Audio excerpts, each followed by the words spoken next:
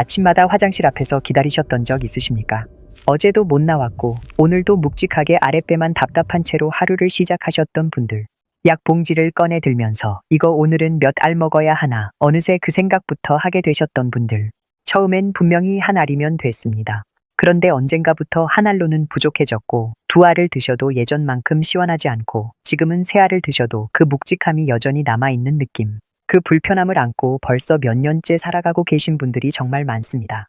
그런데 이 상황, 그냥 나이가 들어서 생기는 어쩔 수 없는 일이라고 생각하고 계신 건 아닌가요? 사실 많은 분들이 그렇게 받아들이십니다. 나이 드니까 장이 약해지는 거지. 뭘 어떻게 하겠어. 그냥 약 먹으면 되지. 이렇게 생각하시면서 몇 년을, 심지어 10년 넘게 그냥 버텨오신 분들이 계십니다. 그런데 오늘은 그 생각을 한번 다시 돌아보셨으면 합니다. 왜 처음엔 잘 듣던 약이 점점 안 듣게 된 걸까요? 약이 나빠진 걸까요? 아니면 내 몸이 달라진 걸까요? 그리고 그 달라진 몸을 다시 되돌릴 수 있는 방법은 없는 걸까요? 오늘은 그 질문에 대한 진짜 답을 드리려고 합니다. 변비는 단순히 배가 불편한 문제가 아닙니다. 많은 어르신들이 이미 수년 동안 이 불편함을 끌어안고 살아가고 계십니다. 약을 드시면 잠깐 해결되는 것 같고 약을 끊으면 다시 며칠씩 막히고 그러다 보면 약 없이는 아예 화장실 생각도 안 나는 몸이 돼버립니다. 이게 우연이 아닙니다. 원인이 있습니다. 그리고 그 원인을 정확히 아셔야만 평생 약 용량만 늘려가는 악순환에서 벗어나실 수 있습니다. 오늘 이 시간에는 왜 약의 효과가 점점 줄어드는지, 장 안에서 정확히 어떤 일이 벌어지고 있는지, 그리고 약에 기대지 않고 장이 스스로 움직이도록 만드는 방법이 무엇인지를 천천히 함께 살펴보겠습니다. 특히 오늘 꼭 기억하셔야 할 한 가지가 있습니다. 많은 분들이 변비 해결을 위해 물을 더 많이 드시려고 노력하십니다. 하루에 2리터씩 마셔도 변은 여전히 딱딱하다는 분들이 정말 많으십니다. 열심히 야채도 드시고 현미밥도 드시고 물도 챙겨 드시는데 왜 달라지지 않는 걸까 하고 답답하셨던 분들. 오늘 그 이유를 정확히 말씀드릴 겁니다. 답은 물이 아니라 기름에 있습니다. 이게 무슨 말인지 지금부터 천천히 풀어드리겠습니다. 끝까지 함께 해주십시오. 제가 진료했던 한 어르신이 계십니다. 70을 간 넘기신 여성분이었는데 처음 오셨을 때 표정이 많이 지쳐 보이셨습니다. 몸이 아파서 지친 것인지, 오래 불편함을 안고 사셔서 지친 것인지 그 두 가지가 섞인 표정이었습니다. 그분이 말씀하신 주된 불편함은 단순한 변비가 아니었습니다. 변비야 몇 년 전부터 있었고 약도 이미 오래 드셨다고 하셨습니다. 그분이 오신 진짜 이유는 따로 있었습니다. 요즘 들어 약을 드셔도 예전처럼 시원하지 않다고 하셨습니다. 전에는 한 알이면 다음날 아침 편하게 다녀왔는데 이제는 두 알을 드셔도 조금밖에 안 나오고 그 다음날도 또 뭔가 남아있는 느낌이 든다고 하셨습니다. 배는 항상 뭔가 꽉 찬 것 같고 식사를 하고 나면 더 답답해지고 잠도 편하게 못 주무신다고 하셨습니다. 이게 얼마나 됐어요? 여쭤봤더니 한 3년은 된 것 같아요. 하셨습니다. 3년입니다. 3년 동안 매일 약을 드시면서 그 약이 점점 안 듣는다는 걸 느끼시면서도 달리 방법을 모르셔서 그냥 버텨오신 겁니다. 그 말씀을 들으면서 저는 이런 생각이 들었습니다. 이분만의 이야기가 아니겠구나. 지금 이 순간에도 비슷한 상황에 계신 분들이 정말 많겠구나. 그분의 말씀 중에 하나가 지금도 기억에 남습니다. 선생님, 저 야채도 이렇게 많이 먹고 물도 열심히 마시는데 왜 이렇게 되는 건지 모르겠어요. 식단을 여쭤봤습니다. 정말 열심히 챙기고 계셨습니다. 나물 반찬을 빠지지 않고 드셨고 현미밥을 드셨고 물도 하루에 꼬박꼬박 2리터 이상 드셨습니다. 누가 봐도 건강하게 드시는 분이었습니다. 그런데 딱 한 가지가 빠져 있었습니다. 고기도 기름진 음식도 다 몸에 안 좋다는 말을 들으신 후로 지방을 거의 완전히 끊으셨다고 했습니다. 들기름도, 올리브유도, 견과류도, 등 푸른 생선도 몸을 위해 기름진 건 아예 멀리 하셨던 겁니다. 심지어 나물을 무칠 때도 기름을 거의 안 쓰셨다고 했습니다. 그 이야기를 들으면서 원인이 보이기 시작했습니다. 이 이야기는 뒤에서 다시 이어드리겠습니다. 먼저 이 상황이 왜 생기는지, 장 안에서 어떤 일이 벌어지는지부터 말씀드리겠습니다. 많은 어르신들이 변비가 시작될 때의 초기 신호를 그냥 지나치십니다. 그 신호들이 굉장히 조용하기 때문입니다. 처음에는 이틀에 한 번 가던 화장실이 어느 순간 사흘에 한 번이 됩니다. 크게 불편하지 않아서 그냥 넘기십니다. 그러다 배가 조금 묵직한 날이 생기고 가끔 식사 후에 더부룩한 느낌도 납니다. 아, 소화가 좀 안 되나 보다 하고 넘어가십니다. 그리고 어느 날 나흘이 지나도 화장실을 못 가는 날이 옵니다. 그때 처음으로 약국에서 변비약을 사다 드시게 됩니다. 그 시점이 문제의 시작입니다. 처음엔 약 한 알이 정말 잘 듣습니다. 다음날 아침 시원하게 다녀오면 속이 후련해지고 이 약 참 좋다는 생각을 하십니다. 그리고 다음에 또 불편해지면 또 드시게 됩니다. 처음엔 가끔 드시던 것이 어느새 이틀에 한 번, 그러다 매일 드시게 됩니다. 여기서 하나 짚고 넘어가겠습니다. 변비약 자체가 나쁜 약이 아닙니다. 단기적으로 필요할 때 사용하는 것은 문제가 없습니다. 하지만 오랜 기간 반복적으로 사용할 때 장 안에서 아주 천천히 변화가 생기기 시작합니다. 대부분의 분들이 이 변화를 본인도 모르는 사이에 경험하고 계십니다. 그 변화가 어떤 건지 지금부터 천천히 설명드리겠습니다. 약국에서 흔히 구하시는 변비약의 대부분은 자극성 변비약입니다. 이름 그대로 장을 자극해서 억지로 움직이게 만드는 방식으로 작동합니다. 장의 힘을 키워주는 약이 아니라 잠자고 있는 장을 강하게 흔들어 깨우는 약입니다. 이 차이가 매우 중요합니다. 우리 장은 원래 스스로 꿈틀거리는 힘을 가지고 있습니다.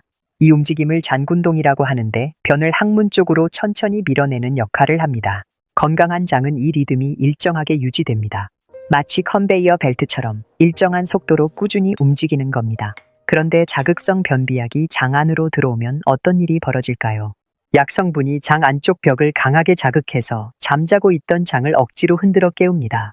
장은 이 자극에 반응해서 평소보다 훨씬 강하고 빠르게 수축합니다. 그 결과 안에 쌓여있던 변이 한꺼번에 빠져나오고 우리는 그 시원한 느낌을 경험하게 됩니다. 그 시원함, 처음 약을 드셨을 때 그 느낌이 바로 이겁니다. 그런데 여기서 우리 몸이 하는 한 가지 반응을 이해하셔야 합니다. 우리 몸은 외부에서 반복적으로 자극이 들어오면 안에서는 굳이 스스로 힘을 쓸 필요가 없다고 판단하기 시작합니다. 마치 가족 중 누군가가 항상 대신해주면 나는 점점 그 일을 안 하게 되는 것처럼 장도 똑같은 방식으로 반응합니다. 처음엔 약 하나에 크게 반응하던 장이 시간이 지나면서 같은 자극에 덜 반응하기 시작합니다. 장의 신경이 점점 무뎌지는 겁니다. 이게 바로 약의 양이 늘어가는 근본적인 이유입니다. 하지만 진짜 문제는 여기서 시작됩니다. 신경이 무뎌지는 것과 동시에 장의 근육도 서서히 힘이 빠지기 시작합니다. 우리 몸에 있는 모든 근육은 스스로 사용할 때 강해지고 사용하지 않으면 약해지는 원칙을 따릅니다. 팔을 쓰지 않으면 팔 근육이 약해지는 것처럼 장도 예외가 아닙니다. 약의 자극에 수동적으로 반응하기만 하고 스스로 일하는 시간이 줄어들면 장 근육의 자발적인 수축력 자체가 떨어지게 됩니다. 스스로 밀어내는 힘이 줄어드는 겁니다. 그런데 이것만이 아닙니다. 근육이 약해지는 것보다 더 중요한 변화가 하나 더 있습니다. 바로 배변 반사가 무뎌지는 겁니다. 건강한 몸에서는 변이 대장 끝부분, 즉 직장까지 내려오면 몸이 자동으로 신호를 보냅니다. 이제 나갈 시간이다, 화장실에 가야 한다는 그 느낌이 바로 배변 반사에서 오는 신호입니다. 이 신호가 있어야 우리가 화장실을 가게 됩니다. 그런데 자극성 변비약을 오래 드신 분들은 변이 신호를 보내기도 전에 약이 먼저 장을 강제로 비워버립니다. 이 상황이 반복되면 몸은 자연스럽게 그 신호 시스템을 쓰지 않게 됩니다. 굳이 신호를 보내지 않아도 누군가 대신 비워주니까요. 쓰지 않는 기능은 점차 약해집니다. 결국 변이 직장까지 내려와 있어도 화장실 가고 싶다는 느낌 자체가 안 오는 상태가 됩니다. 이 상태에서 약을 끊으면 어떻게 될까요? 변이 안에 있어도 신호가 안 옵니다. 며칠이 지나도 변이가 없습니다. 배는 불편한데 화장실 가야겠다는 느낌은 없는 그 이상한 상태가 됩니다. 결국 너무 불편해지면 다시 약을 드시게 되고 또 강제로 비워지고 또 반사가 무뎌지는 악순환이 이어집니다. 이게 바로 변비약 의존이 만들어지는 핵심 구조입니다. 그런데 이것만으로는 설명이 안 되는 부분이 하나 더 있습니다. 물을 하루에 2리터나 드시는데도 변이 딱딱한 이유입니다. 장 안쪽 벽에는 점액이라는 얇은 막이 깔려 있습니다. 미끄럼틀에 물이 흘러내려야 잘 미끄러지는 것처럼 장 안에도 이 점액이 있어야 변이 부드럽게 이동할 수 있습니다. 이 점액은 변이 장벽을 따라 매끄럽게 내려가도록 도와주고 장 점막을 보호하며 장 안의 수분을 붙잡아 두는 역할까지 합니다. 그런데 나이가 들수록 그리고 장이 오랫동안 자극을 받을수록 이 점액 분비량이 줄어듭니다. 젊었을 때는 점액이 풍부해서 변이 매끄럽게 잘 빠져나갑니다. 하지만 나이가 드시면서 분비량 자체가 줄어들고 거기에 자극성 변비약의 반복적인 자극이 더해지면 점액을 만드는 세포들도 서서히 지쳐갑니다. 장 안이 점점 건조해지는 겁니다. 장이 건조해지면 어떤 일이 벌어지는지 한번 상상해 보십시오. 촉촉하게 잘 미끄러지던 미끄럼틀이 바싹 말라버린 상태가 되는 겁니다. 변도 똑같습니다. 장 안이 건조하면 변이 중간중간 걸리고 오래 걸릴수록 그 사이 수분이 더 빠져나가고 변은 더 딱딱해집니다. 딱딱해진 변은 더 안 내려가고 더 안 내려가니까 더 마르고 이 악순환이 건조성 변비의 본질입니다. 2단계에서 차이가 나타나기 시작합니다. 입으로 마신 물의 대부분은 위장과 소장, 그리고 대장 앞부분에서 혈관으로 흡수되어 결국 소변으로 빠져나갑니다. 변 자체까지 수분이 도달하려면 그 수분을 잡아두는 환경이 먼저 만들어져 있어야 합니다. 그 환경을 만드는데 결정적인 역할을 하는 것이 바로 지방입니다. 지방 이야기를 더 자세히 드리겠습니다. 왜냐하면 이 부분이 오늘 가장 많은 분들이 놓치고 계신 핵심이기 때문입니다. 지방을 먹으면 우리 몸은 담즙이라는 소화액을 분비합니다. 담즙은 간에서 만들어져 담낭에 저장되다가 음식에 지방이 들어오면 소장으로 흘러내려옵니다. 이 담즙이 하는 일이 두 가지입니다. 첫째, 담즙은 강력한 장군동 자극제입니다. 대장으로 흘러들어오면 장이 스스로 움직이기 시작하는 신호를 보냅니다. 외부 약물이 억지로 흔들어 깨우는 것과 달리 담즙은 몸이 자연스럽게 만들어내는 내부 신호입니다. 몸이 원래 가지고 있던 방식입니다. 둘째, 담즙은 변을 부드럽게 만드는 역할을 합니다. 비누가 기름기를 녹이는 것처럼 담즙도 변 안의 성분을 유화시켜서 딱딱한 변을 부드럽게 만드는 작용을 합니다. 천연연화제 역할을 하는 겁니다. 즉, 지방을 먹으면 담즙이 나오고 담즙이 잔군동을 깨우고 동시에 변을 부드럽게 만들어주고 장 점액과 함께 작용하면서 변이 매끄럽게 내려가는 흐름이 만들어집니다. 이 흐름이 살아있을 때 비로소 우리가 마신 물도 변까지 도달해서 제 역할을 하게 됩니다. 반대로 지방을 너무 적게 섭취하면 어떻게 될까요? 담즙 분비 자체가 줄어듭니다. 장을 깨우는 내부 신호가 사라집니다. 변은 윤활 없이 장 안에서 마른 채로 머무르고 수분은 빠져나가고 점점 더 딱딱해집니다. 이 상태에서는 물을 아무리 드시고 야채를 아무리 드셔도 변은 좀처럼 나오지 않습니다. 채 기름은 안 넣고 엑셀만 밟는 것과 같습니다. 아무리 힘을 줘도 앞으로 나아가지 않습니다. 바로 이 지점에서 많은 어르신들이 어려움을 겪습니다. 건강을 위해 기름진 음식을 끊으셨던 분들, 콜레스테롤이 걱정되어 지방을 피하셨던 분들, 소화가 안 될까봐 기름 자체를 멀리 하셨던 분들, 결과적으로 담즙 분비가 줄고 잔군동이 느려지고 변비는 더 심해지는 방향으로 가게 됩니다. 물론 트랜스 지방이나 과도한 포화 지방을 줄이는 것은 맞습니다. 삼겹살을 매일 드시라는 이야기가 아닙니다. 그러나 좋은 지방까지 모두 끊는 것은 변비 관리 측면에서는 오히려 역효과가 날 수 있습니다. 몸은 생각보다 조용히 신호를 보냅니다. 장기간 좋은 지방이 부족한 분들의 변에는 특징이 있습니다. 색이 연하고 덩어리가 딱딱하며 배변 시 힘이 많이 들어가고 배변 후에도 잔변감이 남습니다. 배는 묵직하고 식사 후 불편감이 자주 오며 방귀가 잦아지기도 합니다. 아침에 일어나도 배가 개운하지 않고 잠을 자도 피곤한 느낌이 남기도 합니다. 이런 증상들이 겹쳐지기 시작하면 장 안의 환경이 상당히 건조해졌다는 신호일 수 있습니다. 그리고 이 상태가 오래 지속되면 한 가지 더 주의하셔야 할 상황이 생깁니다. 딱딱한 변이 오래 장 안에 머무르면 그 변이 장 안을 압박하고 작은 상처를 만들 수 있습니다. 배변 시 지나치게 힘을 주다 보면 치질이 생기기도 하고 항문 주변에 불편함을 느끼시기도 합니다. 변비가 만성화되면 장 내부 압력이 높아지면서 대장벽에 작은 주머니 같은 것이 생기는 개실이라는 상태로 이어질 수도 있습니다. 이러한 합병증은 변비 자체보다 훨씬 불편하고 관리도 훨씬 어렵습니다. 또 한 가지 있습니다. 변비가 오래되면 식욕도 영향을 받습니다. 장이 비워지지 않은 상태에서는 식사가 당기지 않고 먹어도 맛이 없으며 억지로 드시다 보면 소화도 더 잘 안 됩니다. 그러면 더 적게 드시게 되고 더 적게 드시면 장 운동이 더 약해지고 변비는 더 심해지는 방향으로 흐릅니다. 몸 전체의 컨디션이 변비 하나로 인해 연쇄적으로 무너지기 시작합니다. 변비를 단순히 불편한 증상 정도로만 여기고 넘기시면 안 되는 이유가 여기에 있습니다. 물론 오늘 이야기 드리는 내용은 가능성과 예방에 관한 이야기입니다.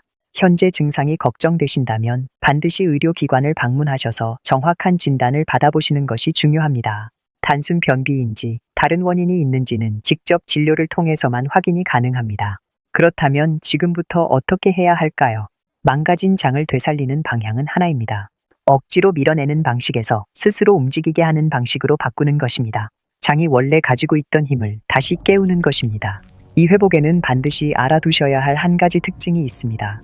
효과가 천천히 옵니다. 약처럼 다음날 바로 시원해지지 않습니다. 짧게는 2주, 길게는 2~3달이 걸립니다. 그 사이에 많은 분들이 답답해서 다시 약을 드시게 되는데 이때 포기하시면 다시 원점으로 돌아갑니다. 오래 약을 써오셨다면 장도 그만큼 오래 그 상태에 적응해 온 겁니다. 그 적응을 풀고 자연스러운 상태로 되돌리려면 당연히 시간이 필요합니다. 그 시간을 견디는 것이 회복의 첫 번째 조건입니다. 그래서 가장 먼저 갖추셔야 할 것이 조급하지 않은 마음입니다. 첫 번째로 회복시켜야 할 것은 아침 배변 반사입니다. 우리 위장에 음식이 들어오면 그 신호가 자동으로 대장으로 전달되어 대장이 움직이기 시작합니다. 이것을 위대장 반사라고 합니다. 이 반사는 하루 중 아침에 가장 강하게 일어납니다. 밤새 비어있던 장에 처음 자극이 들어올 때 반응이 가장 크기 때문입니다. 이 자연스러운 반사를 되살리는 아침 루틴을 만드는 것이 첫 번째 단계입니다. 아침에 일어나시면 가장 먼저 따뜻한 물 한 잔을 드십시오. 너무 뜨겁지 않은 천보다 약간 따뜻한 정도의 물을 천천히 드시면 됩니다. 공복 상태의 위장으로 들어오는 따뜻한 물이 위대장 반사를 깨우는 첫 번째 신호가 됩니다. 어렵지 않습니다. 물 한 잔입니다. 그 다음 가벼운 몸풀기를 5분 정도 하십시오. 허리를 좌우로 천천히 돌리거나 누운 채로 무릎을 가슴 쪽으로 끌어당기는 동작이 장을 부드럽게 자극합니다. 배 위에 손을 올리고 시계 방향으로 천천히 원을 그리며 부드럽게 눌러주는 복부 마사지도 좋습니다. 격렬한 운동이 아니어도 됩니다. 5분이면 충분합니다. 아침 식사는 반드시 드십시오. 변비가 있으신 분들 중에 아침을 거르시는 분들이 의외로 많은데 위대장 반사를 가장 강하게 일으키는 것이 아침 식사입니다. 양이 적어도 괜찮습니다. 따뜻한 죽 한 그릇 또는 약간의 지방이 포함된 식사면 충분합니다. 위에 음식이 들어왔다는 신호를 장에 전달하는 것이 목적입니다. 그리고 아침 식사 후 20분에서 30분 사이에 화장실에 앉으십시오. 변이가 없어도 괜찮습니다. 매일 같은 시간에 5분에서 10분 정도 앉아 계시는 것 자체가 목적입니다. 이 시간이 화장실 가는 시간이라는 것을 몸에 학습시키는 과정입니다. 며칠 몇 주를 꾸준히 하시다 보면 어느 순간 그 시간에 변이가 오기 시작합니다. 장은 시계와 비슷합니다. 매일 같은 시간에 같은 자극을 받으면 그 시간에 맞춰 준비를 하기 시작합니다. 반대로 매일 다른 시간에 식사하고 다른 시간에 화장실을 가시면 장도 리듬을 잡지 못합니다. 단, 너무 오래 앉아 계시지는 마십시오. 10분이 지나도 안 나오면 일어나십시오. 오래 앉아 힘을 주시면 항문에 무리가 갑니다. 그리고 변이가 왔을 때는 절대 참지 마십시오. 신호가 왔을 때 무시하는 습관이 배변 반사를 가장 빨리 망가뜨리는 길입니다. 두 번째는 식사 내용을 바꾸는 것입니다. 오늘 가장 중요하게 말씀드린 좋은 지방을 매일 조금씩 챙기십시오. 들기름 한 숟가락, 올리브유 한 숟가락, 나물 무칠 때 넉넉히 쓰셔도 되고 아침 공복에 그대로 드셔도 됩니다. 들기름을 아침 식사 전에 한 숟가락 그대로 드시는 방법이 변비에 특히 효과적이라는 분들이 많습니다. 처음엔 낯설 수 있지만 며칠 드시다 보면 자연스러워집니다. 호두, 아몬드 같은 견과류 한 줌은 간식으로 드시기도 편합니다. 고등어, 꽁치, 삼치 같은 등 푸른 생선은 일주일에 2~3번이면 충분합니다. 아보카도 반 개도 좋은 지방에 좋은 예입니다. 이런 음식들 중에서 하루에 한두 가지만 꾸준히 챙기시면 됩니다. 모든 것을 한꺼번에 바꾸려 하지 마십시오. 섬유질은 종류를 구분해서 드시는 것이 중요합니다. 섬유질에는 두 종류가 있습니다. 수용성 섬유질은 사과, 귀리, 미역, 보리 같은 음식에 들어있는데 장 안에서 물을 머금어 젤처럼 변하면서 변을 부드럽게 만들어줍니다. 불용성 섬유질은 현미, 통밀, 채소 줄기에 많은데 변의 부피를 키우고 장을 자극합니다. 장이 이미 건조한 상태에서는 불용성 섬유질만 많이 드시면 부피만 커진 덩어리가 안에서 더 잘 걸릴 수 있습니다. 수용성 섬유질을 더 의식적으로 챙기시는 것이 좋습니다. 수분을 드실 때는 한 번에 벌컥벌컥 드시는 것보다 조금씩 자주 드시는 방법이 효과적입니다. 하루 7잔에서 8잔을 목표로 하시되 한 번에 한 잔씩 천천히 드십시오. 국이나 죽, 수박, 오이, 토마토처럼 음식 안에 포함된 수분은 마시는 물보다 장에 더 오래 머무릅니다. 발효식품도 빠지지 않게 챙기십시오. 김치, 된장, 청국장, 요구르트에 들어있는 유익균이 장 환경을 회복시키고 점액 분비에도 도움이 됩니다. 하루에 한 끼 정도는 발효식품을 곁들이십시오. 음식은 가능하면 따뜻하게 드십시오. 차가운 음식은 일시적으로 장을 자극하지만 반복적으로 드시면 장 기능을 오히려 떨어뜨릴 수 있습니다. 나이가 드실수록 따뜻한 음식 위주로 드시는 것이 장에 부담이 적습니다. 세 번째는 약을 줄여가는 방식입니다. 오랫동안 약에 의존해 오셨다면 어느 날 갑자기 끊는 것은 권장드리지 않습니다. 갑자기 끊으면 며칠, 길게는 일주일 이상 변이 나오지 않을 수 있고 그 불편함에 못 이겨 결국 더 강한 약을 드시게 되는 경우가 많습니다. 천천히 줄여가는 것이 맞습니다. 지금 매일 드시고 계신 분이라면 먼저 이틀에 한 번으로 줄여보십시오. 이틀에 한 번이 익숙해지면 사흘에 한 번으로 줄여보시고 그 다음은 꼭 필요한 날에만 드시는 방식으로 전환하십시오. 이 과정을 서두르지 마시고 자신의 몸의 반응을 살피면서 천천히 진행하시면 됩니다. 가장 빠른 효과를 원하신다면 오늘 당장 딱 하나만 시작해 보십시오. 아침에 들기름 한 숟가락, 그것 하나만이라도요. 2주만 꾸준히 하셔도 변화를 느끼시는 분들이 많습니다. 큰 결심이 필요한 일이 아닙니다. 앞에서 말씀드린 그 어르신 이야기로 다시 돌아가겠습니다. 2달 정도가 지난 뒤에 그분이 다시 오셨습니다. 처음 오셨을 때와 표정이 달라 보였습니다. 무거웠던 표정에 조금 여유가 생긴 것 같았습니다. 앉으시면서 요즘 많이 나아졌어요. 하고 먼저 말씀하셨습니다. 들기름을 아침마다 챙겨 드시기 시작했고 고등어를 일주일에 2~3번 드셨으며 아침 식사 후에 화장실에 앉는 습관을 만들었다고 하셨습니다. 처음 2주는 별 차이가 없어서 포기하고 싶었는데 3주 차에 접어들면서 변이가 오는 느낌이 살아나기 시작했다고 하셨습니다. 오랜만에 그 느낌이 왔는데 너무 반갑더라고요. 그 말이 기억에 남습니다. 화장실 가고 싶다는 느낌. 건강한 사람에게는 너무 당연한 그 느낌이 이분에게는 몇 년 만에 다시 느껴보는 것이었던 겁니다. 약은 아직 완전히 끊지 못하셨지만 이틀에 1번에서 사흘에 1번으로 줄이셨고 변의 상태도 예전보다 훨씬 부드러워졌다고 하셨습니다. 배가 예전처럼 항상 꽉 찬 느낌도 줄었고 식사도 전보다 맛있게 드신다고 하셨습니다. 지방을 끊는 게 좋은 줄만 알았어요. 그게 오히려 문제였다는 걸 몰랐어요.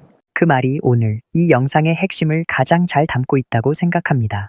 좋은 의도로 하신 일이 오히려 몸을 더 힘들게 만들 수 있다는 것. 그 사실을 너무 늦게 알아차리셨다는 것. 하지만 알아차린 뒤에 조금씩 바꾸셨더니 몸이 다시 반응하기 시작했다는 것. 이분의 이야기가 오늘 이 영상을 보고 계신 분들에게 작은 용기가 되었으면 합니다. 오늘 말씀드린 내용을 다시 한번 정리해 드리겠습니다. 첫째, 자극성 변비약을 오래 사용하면 장의 근육이 약해지고 배변 반사가 무뎌지며 장 점액이 줄어드는 3가지 변화가 동시에 일어납니다. 이것이 약의 양이 점점 늘어가는 근본적인 이유입니다. 둘째, 변비 해결의 핵심은 물이 아닌 기름입니다. 입으로 마신 물의 대부분은 소변으로 빠져나갑니다. 변의 수분이 머무르려면 좋은 지방이 만들어내는 담즙과 장 점액이 함께 갖춰진 환경이 필요합니다. 들기름, 올리브유, 견과류 등 푸른 생선. 이것을 의식적으로 챙기십시오. 셋째, 회복은 서두르지 않아야 합니다. 조급해하지 않는 것, 작은 신호를 살리는 것, 매일의 리듬을 만드는 것, 장 안의 환경을 바꾸는 것, 약은 서서히 줄이는 것. 이 5가지 원칙이 회복의 큰 틀입니다. 넷째, 아침 배변 반사를 살리는 것이 첫 단계입니다. 따뜻한 물 1잔, 가벼운 몸풀기, 아침 식사 후 20분에서 30분 사이 화장실 앉기. 이 흐름을 매일 반복하면 몸이 리듬을 기억하기 시작합니다. 5째, 식사에서는 수용성 섬유질, 좋은 지방, 수분이 풍부한 음식, 발효식품, 따뜻한 식사 이 5가지를 챙기십시오. 모든 것을 한 번에 바꾸려 하지 마시고 한 가지부터 시작하십시오. 6째, 약은 끊는 것이 아니라 줄이는 겁니다. 매일에서 이틀에 1번, 사흘에 1번, 그리고 필요한 날에만 자신의 속도에 맞춰 천천히 진행하시면 됩니다. 변비는 많은 어르신들이 오랜 시간 안고 살아가시는 불편함입니다. 쉽게 드러내기도 어렵고 그냥 참고 사시는 분들도 많습니다. 나이 들면 다 이런 거지 하고 그냥 받아들이고 사시는 분들도 계십니다. 하지만 몸이 보내는 신호를 너무 오래 무시하면 그 불편함은 점점 더 깊어질 수 있습니다. 그리고 오늘 말씀드린 것처럼 조금만 방향을 바꿔도 몸은 다시 반응하기 시작합니다. 아주 오래된 문제라도 포기하기 전에 한 번 더 해볼 수 있는 것들이 있습니다. 진짜 변화는 큰 결심이 아니라 작은 습관에서 시작됩니다. 아침에 들기름 1숟가락, 식사 후 화장실에 앉는 5분, 매일 조금씩 챙기는 좋은 지방 1가지. 이 작은 것들이 몇 달 뒤에 완전히 다른 몸을 만들어 줄 수 있습니다. 오늘 이 영상을 끝까지 봐주셨다는 것 자체가 자신의 몸에 관심을 갖고 계신다는 의미입니다. 그 마음이 이미 첫 번째 걸음입니다. 혹시 오늘 말씀드린 내용 중에서 지금 자신의 상황과 비슷하다고 느껴지시는 부분이 있으셨다면 조금 더 자신의 몸에 귀를 기울여 보시는 것이 좋겠습니다. 오랫동안 지속된 변비이거나 약의 용량이 계속 늘어가고 있는 상황이라면 전문 의료진을 통해 정확한 원인을 확인받아 보시길 권해드립니다. 그리고 주변에 비슷한 불편함을 겪고 계신 분이 계신다면 오늘 이 내용을 함께 나눠주시는 것도 도움이 될 수 있습니다.